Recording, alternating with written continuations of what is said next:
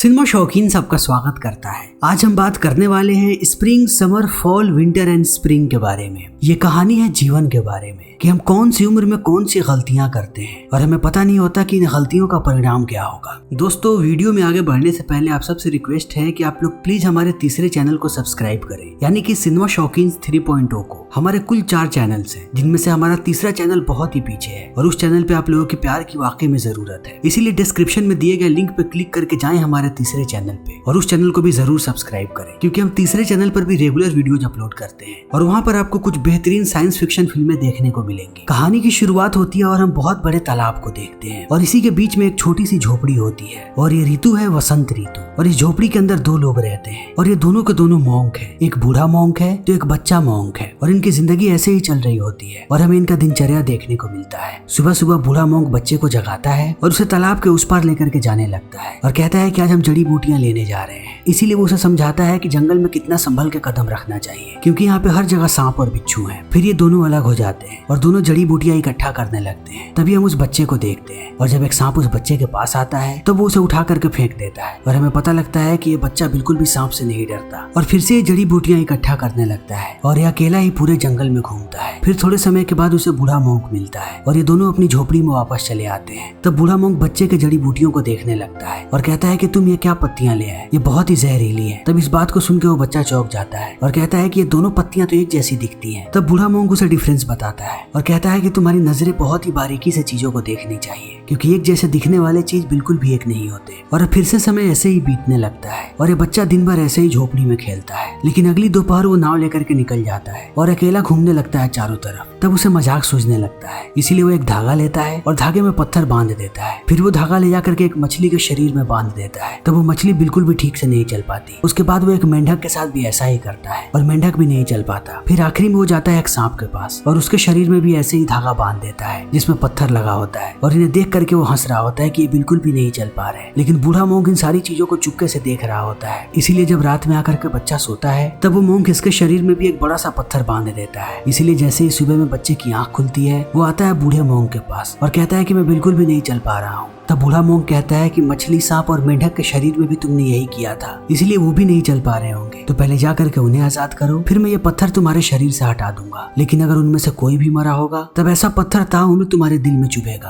और इन बातों को सुनने के बाद वो बच्चा निकल जाता है और सबसे पहले वो मछली को ढूंढता है और मछली के शरीर से धागा खोल देता है। लेकिन वो देखता है कि मछली मर चुकी है। तब उसे बहुत अफसोस होता है। फिर वो मेंढक के पास जाता है। तब मेंढक अभी भी जिंदा होता है। तब वो उसके शरीर से भी धागा खोल देता है। लेकिन अंत में जब वो सांप के पास जाता है तब वो देखता है कि सांप बहुत ही तड़प तड़प के मरा है। इसीलिए बच्चा फूट फूट कर रोने लगता है कि उसने कितना बड़ा पाप किया है। और एक बार फिर से समय ऐसे ही बीतने लगता है और अब हमारे सामने आता है ग्रीष्म ऋतु का दृश्य, यानी कि गर्मी के समय का। और वो छोटा बच्चा अब बड़ा हो चुका है और वो फिर से जंगलों में घूम रहा होता है और थोड़ी देर के बाद वो बाहर जाता है। तब उसे एक लड़की और उसकी माँ मिलती है और ये दोनों यहाँ पे इलाज के लिए आए हुए हैं। ये लड़की हमेशा ही उदास रहती है और किसी को इसकी बीमारी समझ में नहीं आती, इसीलिए उसकी माँ उसे यहाँ पर लेकर के आई है। फिर ये मॉन्क इन दोनों को लेकर के जाता है बूढ़े मॉन्क के पास और ये दोनों बूढ़े मॉन्क से बातें करने लगते हैं। और इस लड़की की माँ रात भर प्रार्थना करती है ईश्वर के सामने और सुबह सुबह बूढ़े मॉन्क से पूछती है कि क्या उसकी बेटी ठीक हो जाएगी और वो कहता है कि हाँ। तब उसकी माँ यहाँ से चली जाती है और इलाज के लिए बेटी को यहीं पे छोड़ देती है। लेकिन अब जवान मॉन्क आकर्षित होने लगता है इस लड़की की तरफ, इसलिए जहाँ भी वो लड़की होती है ये वहाँ जरूर जाता है और उसे ही देखते रहता है। जब वो कपड़े बदलती है तब भी वो उसे देखता है। फिर जब वो लड़की एक दिन सोई होती है तब जवान मॉन्क उसके पास चला आता है और वो उसके शरीर को छूने लगता है कि उसने आज से पहले कोई भी लड़की को नहीं देखा था। तभी उस लड़की की आंख खुल जाती है और जब वो देखती है कि मॉन्क उसे छू रहा है तब वो उसे थप्पड़ मार देती है। तब मॉन्क को लगता है कि उसने पाप किया है, इसीलिए वो फिर से प्रार्थना करने लगता है। तब लड़की उसे छूने लगती है। तभी यहाँ पे बूढ़ा मॉन्क आ जाता है और ये दोनों अलग हो जाते हैं। लेकिन अगले दिन वो मॉन्क इस लड़की को कहता है घूमने चलने के लिए। फिर वो उसे लेकर के जाता है तालाब के किनारे और ये लड़की तालाब के अंदर जाकर के मछलियां पकड़ने लगती है। तभी वो मॉन्क ऊपर से कूद जाता है इसके पास और उसे मछली पकड़ के देता है। और जैसे ही वो लड़की मछली पकड़ती है मॉन्क फिर से उसे छूने लगता है, लेकिन लड़की उसे दूर हटा देती है। लेकिन अब ये मॉन्क दिन भर देखते रहता है इस लड़की को और यहाँ तक कि रात में भी सोते समय वो सिर्फ इसी लड़की को देखता है। फिर अगली सुबह जब वो लड़की बैठी होती है तब ये तालाब में करतब दिखाने लगता है और अपने नाव को गोल गोल घुमाने लगता है। फिर पानी में कूदता है और उस लड़की को भी पानी में गिरा देता है और नाव में बैठा करके तेजी से लेकर के जाता है किनारे पे। और फिर पहाड़ों के बीच जाकर के दोनों इंटीमेट होने लगते हैं और ऐसे ही इनके बीच प्यार बढ़ने लगता है। ये दिन रात एक दूसरे को देखते रहते हैं और हर जगह पे इंटीमेट होते हैं। रात में ये लड़का जब बूढ़े मॉन्क के पास सोता है तब वो चुपके से उठ करके जाकर के जाकर उस लड़की के पास सो जाता है और फिर से उसके साथ इंटीमेट होता है और इन दोनों को एक दूसरे का साथ अच्छा लगने लगता है, इसीलिए हमेशा ही साथ रहते हैं। और जवान मोंक अपने प्यार का इजहार करता है लड़की से और कहता है कि वो उसके बगैर बिल्कुल भी जिंदा नहीं रह सकता और वो चाहता है कि ये लड़की हमेशा ही उसके साथ रहे और लड़की भी ऐसा ही कहती है और ये दोनों और भी ज्यादा करीब आने लगते हैं और देखते ही देखते एक बार फिर से इंटीमेट होते हैं नाव में और देखते ही देखते सुबह हो जाती है, लेकिन ये दोनों अभी भी सोए होते हैं। तभी बूढ़ा मोंक इन दोनों को देख लेता है, इसलिए वो नाव को अपने पास बुलाता है, लेकिन इन दोनों को नहीं जगाता और नाव के होल को खोल देता है ताकि उसमें पानी भरने लगे। फिर जैसे ही नाव में पानी भरता है ये दोनों जग जाते हैं। तब जवान मोंक आकर के गिड़गिड़ाने लगता है बूढ़े मोंक के सामने और वो उनसे माफी मांगता है और कहता है कि मैंने गलत किया है। तब बूढ़ा मोंक उससे कहता है कि तुमने कुछ भी गलत नहीं किया है, तुम्हारे शरीर ने जो कहा तुमने वही किया और लड़की के शरीर को भी उसी चीज की आवश्यकता थी। और इतने कहने के बाद वो लड़की से पूछता है कि क्या अब तुम ठीक हो चुकी हो और वो कहती है कि हाँ। तब बूढ़ा मोंक उसे भेजने की तैयारी करने लगता है और इस बात को सुनने के बाद अब जवान मोंक रोने लगता है और वो फूट फूट के रोता है और कहता है कि मैं इसके बगैर नहीं रह सकता। तब बूढ़ा मोंक कहता है कि ये तुम नहीं, तुम्हारा हवस बोल रहा है और तुम किसी भी चीज को ताउम्र अपने पास रोक करके नहीं रख सकते। और फिर वो लड़की को भेज देता है और जवान मोंक ऐसे ही रोते रहता है और अंत में वो अपने आप को नहीं रोक पाता, इसीलिए वो बुद्ध भगवान की मूर्ति चुराता है और इस जगह को छोड़ करके भाग जाता है और समय ऐसे ही बीतने लगता है। और अब हमारे सामने आता है एक और नया ऋतु यानी कि पतझड़ का समय और हम बूढ़े मोंक को देखते हैं जो अभी अभी गांव से घूम करके आ रहा है और वहाँ से वो एक बिल्ली लाया है और खाने के लिए कुछ चीजें भी लाया है। लेकिन जब वो पेपर में खा रहा होता है तभी उसे यहाँ पे एक खबर देखने को मिलती है और हमें पता लगता है कि जो मोंक यहाँ से गया था उसने जा करके उस लड़की से शादी कर ली, लेकिन अब वो उसका खून करके फरार हो चुका है और बूढ़ा मोंक समझ जाता है कि अब वो यहाँ पे आने वाला है। तभी मोंक यहाँ पे आ जाता है और बूढ़ा मोंक उसे लेकर के आने लगता है झोपड़ी में। फिर वो उससे पूछता है उसकी जिंदगी के बारे में। तब वो गुस्सा हो जाता है और कहता है कि वो हमेशा मुझसे कहती थी कि वो ताउम्र मेरे साथ रहेगी, लेकिन वो किसी और के साथ भाग गई थी। मैं हमेशा ही उससे प्यार करता था, फिर भी उसने मेरे साथ ऐसा क्यों किया। तब बूढ़ा मोंक कहता है कि यही होता है, किसी भी चीज को चाहने का हक सिर्फ तुम्हें नहीं है। बाहर की दुनिया में जो चीज खूबसूरत होती है उसे सभी चाहते हैं और सभी उसे पाना चाहते हैं और उसकी वजह से तुम्हें अपने प्यार को कभी नफरत में नहीं बदलना चाहिए। लेकिन अब इस मोंक के अंदर बहुत ही ज्यादा बेचैनी है, इसलिए वो कुछ भी नहीं सुनता और हमेशा ही चिंता में रहता है और चिल्लाते रहता है और एक दिन सुबह में उठ के खुदकुशी करने की कोशिश करता है। तभी बूढ़ा मोंक उसे देख लेता है, फिर वो उसे पीटता है और उसे सजा भी देता है और उसे टांग देता है और फिर वो बाहर शब्द लिखने लगता है। लेकिन अब जवान मोंक को एहसास होता है कि वो क्या गलत कर रहा था, इसलिए वो सबसे पहले अपने बाल काटता है और बाहर आता है। तब बूढ़ा मोंक कहता है कि मैंने जितने भी शब्द लिखे हैं चाकू से उन सबको तुम आकार दो और तुम्हारे अंदर जितना भी गुस्सा है उन सबको आकार देने में निकालो और इन सारे शब्दों का खत्म होते होते तुम्हारा सारा गुस्सा निकल जाएगा। इसीलिए अब वो मोंक यहाँ पे आकार बनाने लगता है। तभी वो अपने सामने दो डिटेक्टिव्स को देखता है और जब डिटेक्टिव्स यहाँ पे आते हैं और वो मोंक के हाथ में चाकू देखते हैं तब वो उस पे बंदूक तान देते हैं। तभी बूढ़ा मोंक आता है डिटेक्टिव्स के पास और कहता है कि मैंने इसे एक काम दिया है, उसे बस काम पूरा कर लेने दो, उसके बाद तुम लोग इसे लेकर के चले जाना और इस काम में पूरी रात लगने वाली है। तभी दोनों डिटेक्टिव्स भी मान जाते हैं और मोंक ऐसे ही आकार बनाते जाता है और देखते ही देखते रात हो जाती है और सुबह में सारे लोग जग जाते हैं, लेकिन वो मोंक अभी तक नहीं जगा होता है। तब बूढ़ा मोंक इन सारे आकार को पेंट करने लगता है और वो एक काम डिटेक्टिव्स को भी देता है, इसीलिए वो भी करने लगते हैं और वो सारे शब्दों को पेंट कर देते हैं। तभी जवान मोंक उठ जाता है और अब वो उनके साथ जाने के लिए तैयार है क्योंकि उसके अंदर का सारा गुस्सा और पीड़ा खत्म हो चुका है। इसीलिए अब डिटेक्टिव्स मोंक को लेकर के चले जाते हैं और समय ऐसे ही बीतने लगता है। लेकिन बूढ़े मोंक को अब लगता है कि अब वो ईश्वर की प्रार्थना नहीं कर पाएगा क्योंकि वो बहुत ही ज्यादा बूढ़ा हो चुका है। इसीलिए वो अपने जीवन को खत्म करने का निर्णय करता है। फिर वो एक नाव में बैठता है और खुद का दम घुटने लगता है और उस नाव में भी आग लगा लेता है, जिससे बूढ़े मोंक की जीवन रेखा खत्म हो जाती है और समय ऐसे ही बीतने लगता है। और अब हमारे सामने आता है सर्दियों का दृश्य, जब ये पूरा का पूरा तालाब जम चुका है। तभी यहाँ पर हम उसी मोंक को देखते हैं जो जेल से अपनी सजा काट करके आ रहा है और अब वो बिल्कुल बदल चुका है। और यहाँ आने के बाद उसे समझ में आ जाता है कि बूढ़े मोंक की जीवन रेखा खत्म हो चुकी थी, इसीलिए वो सबसे पहले उसकी अस्थियों को निकालता है और ईश्वर की आराधना में लग जाता है। वो उसी मूर्ति को देखता है जिसे कभी वो ले करके गया था और उस लड़की को मार करके वापस आने के बाद फिर से वो मूर्ति लेकर के आया था। इसलिए अब ये मोंक चारों तरफ घूमने लगता है, लेकिन अब सारी की सारी चीजें जम चुकी हैं। इसलिए वो जमे हुए पानी पे बुद्ध भगवान की एक मूर्ति बनाता है और उसे ले जा करके रखता है आश्रम में और बूढ़े मोंक की जो अस्थियां हैं उन्हें इस मूर्ति में चिपका देता है और ऐसे ही अपना समय बिताने लगता है। और वो बूढ़े मोंक की सारी चीजों को देखता है और उसे यहाँ पे किताब मिलती है और इस किताब में ऐसे आसन होते हैं जिन्हें करने के बाद वो अपनी अंदर की शक्तियों को पहचान पाएगा। इसीलिए मोंक भी अपनी सारी शक्तियों को पहचानने लगता है और वो हर जगह को पहले जैसा बनाने की कोशिश करता है। तभी रात में हम यहाँ पे एक औरत को देखते हैं जिसके हाथ में एक बच्चा है, लेकिन इस औरत ने अपने चेहरे को बांध रखा है ताकि उसके चेहरे को कोई ना देख सके। और अब वो अपने बच्चे को यहाँ पे छोड़ने के लिए आई है क्योंकि वो उसे अपना नहीं सकती, क्योंकि अगर उसने उस बच्चे को अपनाया तब समाज उसे नहीं अपनाएगा। इसीलिए वो इस आश्रम में आई है ताकि वो अपने बच्चे को यहाँ पे छोड़ सके, लेकिन वो रात भर यहीं पे रहती है। वो अपने बच्चे को यहाँ पे छोड़ती है और रात भर ईश्वर से क्षमा मांगती रहती है। और जब आधी रात होती है तब उसे लगता है कि यह सही मौका है जब वो यहाँ से भाग सकती है, इसीलिए वो चुपके से यहाँ से भागने लगती है। और उसे नजर नहीं आता कि इन बर्फ के बीच में एक गड्ढा है, इसीलिए उसका पैर पड़ता है गड्ढे में और वो अंदर गिर जाती है और इतनी सर्दी में अंदर जिंदा नहीं बच पाती और देखते ही देखते उसकी मृत्यु हो जाती है। और अब यहाँ का बर्फ भी पिघलने लगता है। तभी सुबह होती है और सुबह में जब मॉन्क जगता है तब वो उस नन्हे से बच्चे को देखता है जो बाहर चलता हुआ अपनी माँ को ढूंढ रहा होता है, लेकिन उसे पता नहीं कि उसकी माँ मर चुकी है। तब वो मॉन्क आकर के उस बच्चे को उठाता है और वो उस महिला की लाश भी बाहर निकालता है और वो निश्चय करता है कि वो इस बच्चे को पालेगा, लेकिन उससे पहले वो अपने पापों का प्रायश्चित करेगा। इसीलिए अगले दिन वो एक बहुत बड़े पत्थर को अपने शरीर से बांधता है और उसे खींचने लगता है और उसके हाथ में बुद्ध भगवान की एक मूर्ति है और अब वो उन्हें लेकर के पहाड़ के ऊपर चढ़ रहा है, जिसमें उसे बहुत ही ज्यादा परेशानी हो रही है, लेकिन उसे कैसे भी ऊपर जाना है। और बहुत देर ऐसे चढ़ते हुए वो पहुंचता है इस पर्वत के शिखर पे और वहाँ पे बुद्ध भगवान की मूर्ति को स्थापित करता है और अपने सारे पापों के लिए क्षमा मांगता है और यहाँ बैठ करके ईश्वर की आराधना करने लगता है। और कहीं ना कहीं अब ये दुनिया की चीजों से ऊपर उठ चुका है और इसे पता है कि सही क्या है और गलत क्या है और जिंदगी और मौत क्या है। फिर समय ऐसे ही बीतने लगता है और एक बार फिर से वसंत ऋतु चली आती है और हम उसी मॉन्क को देखते हैं, लेकिन अब वो मॉन्क बूढ़ा हो चुका है और उसके पास एक बच्चा मॉन्क भी है और बूढ़ा मॉन्क फिर से बच्चे मॉन्क को शिक्षा दे रहा है और उसे सही गलत का पाठ पढ़ा रहा है। लेकिन ये बच्चा भी पहले बच्चे की तरह नटखट है, इसीलिए वो हर जगह घूमता है और फिर से वही गलतियां करता है। वो एक मछली को पकड़ता है और उसके मुंह के अंदर एक पत्थर डाल देता है, फिर मेंढक को पकड़ता है और उसके मुंह के अंदर भी एक पत्थर डाल देता है और अंत में वो सांप के साथ भी ऐसा ही करता है।